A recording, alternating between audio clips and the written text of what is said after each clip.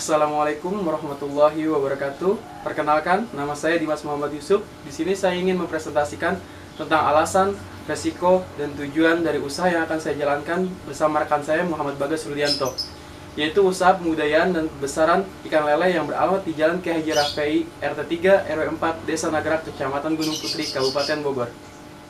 Alasan kami membuka usaha pembudayaan dan pembesaran ikan lele yaitu karena ikan lele sangat baik untuk dikonsumsi, terutama bagi anak-anak yang masih dalam proses pertumbuhan.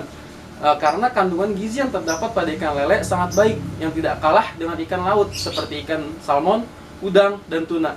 Ikan lele juga mengandung merkuri yang rendah. Secara umum, ikan lele ini merupakan sumber protein yang sangat baik, karena merkuri yang berlebih pada tubuh berakibat buruk bagi kesehatan, di antaranya berdampak gangguan tumbuh kembang pada anak.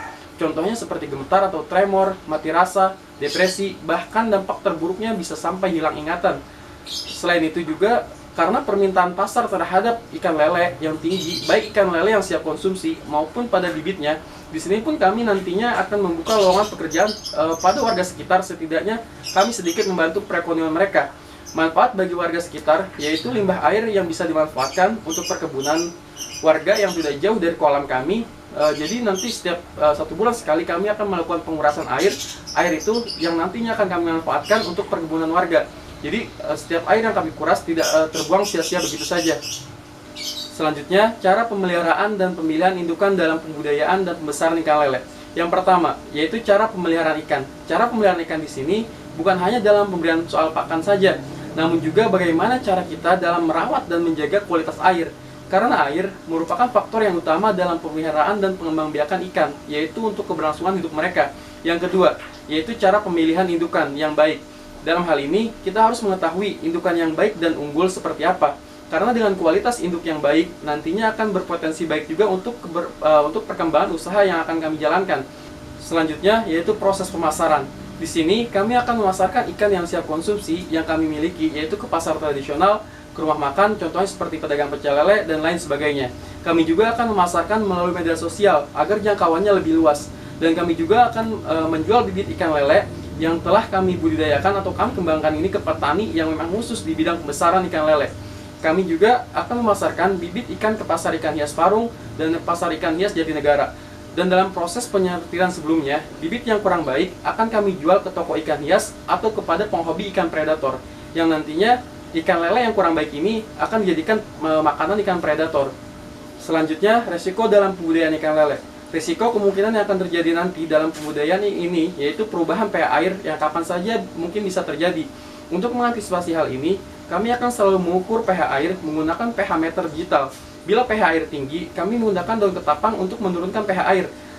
Sebaliknya, bila pH air rendah, kami menggunakan pecahan koral atau batu kapur pada dasar kolam untuk menaikkan pH air. Selain pH, resiko dalam pembudayaan ikan lele ini yaitu amoniak yang tinggi. Amoniak yang tinggi ini diakibatkan karena sisa makanan dan kotoran pada dasar kolam yang bisa mengakibatkan mati massal pada ikan.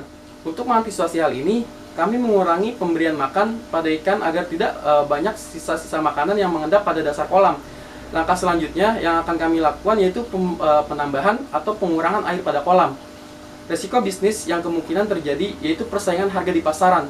Dalam hal ini, kami akan selalu mengupdate harga ikan di pasaran agar ikan yang kami jual tidak kemahalan yang mengakibatkan kami kehilangan konsumen. Cara mengantisipasinya yaitu sebisa mungkin kami menjual lebih murah sedikit dari harga pasaran, namun tetap dengan kualitas ikan seperti biasanya, karena prinsip kami walaupun untung sedikit yang penting laku terjual. Bila tidak kami jual segera, yang ada nanti ikan malah menumpuk di kolam, kami malah akan mengalami kerugian yang diakibatkan penambahan jumlah pakan yang sudah di luar waktu panen. Risiko lain yang dihadapi yaitu dari kualitas ikan. Dalam hal ini, kami menyikapinya yaitu selalu menjaga kualitas ikan yang unggul untuk dipasarkan, karena agar konsumen tidak pernah merasa kecewa pada kami. Rencana untuk kedepannya nanti yaitu kami ingin bekerja sama dengan sekolah-sekolah dasar yang tidak jauh dengan lingkungan kami. Kami ingin mengedukasi ke anak-anak sekolah dasar bagaimana cara pemeliharaan maupun pengembangbiakan ikan. Di sini kami akan bekerja sama dengan pihak sekolah yaitu dengan pembuatan kolam menggunakan terpal yang akan dibangun di halaman sekolah, dan pemberian bibit sepenuhnya itu dari kami.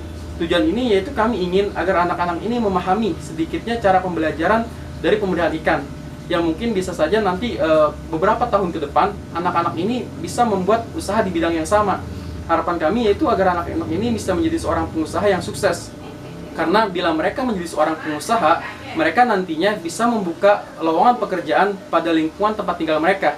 Selain itu, rencana kami ke depannya juga kami akan membuka rumah makan yang menu utamanya yaitu ikan lele. Tidak hanya sampai di situ, kami juga akan membuat produk-produk olahan yang berbahan utamanya yaitu ikan lele. Contohnya seperti abon ikan lele, nugget ikan lele, bakso ikan lele, dan lain sebagainya. Di sini juga kami ingin agar nantinya bisa mempekerjakan ibu-ibu sekitar lingkungan kami untuk menambah uang pendapatan mereka setiap bulannya.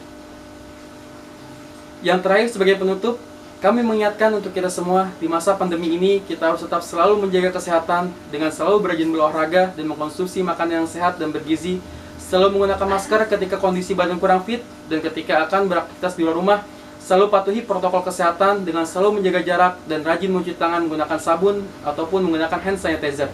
Mungkin hanya itu yang dapat saya sampaikan dalam presentasi tentang pembudayaan dan pembesaran ikan lele yang akan saya jalankan bersama rekan saya Muhammad Bagas Surdianto. Kurang lebihnya mohon maaf. Wassalamualaikum warahmatullahi wabarakatuh.